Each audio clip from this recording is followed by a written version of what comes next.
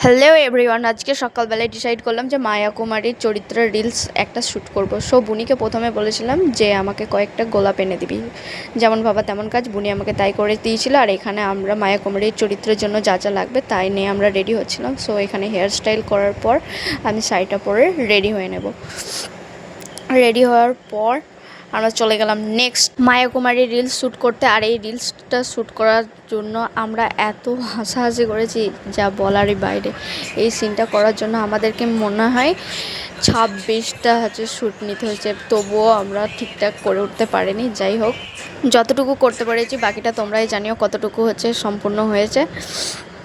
আর এইখানে আমার বুনির ডায়লগসগুলো একটু শুনো তোমরা। কিন্তু মনে কনফিডেন্স, ওই এক্স কে দেখে যেরকম হয়।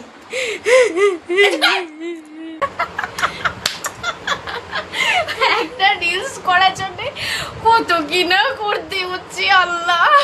মায়া কুমারী সিন 37 47 পরে হবে। দাঁড়া একবার একটু রেডি হয়ে নি, কাঁদো কাঁদো মুখটা লাগছে তো।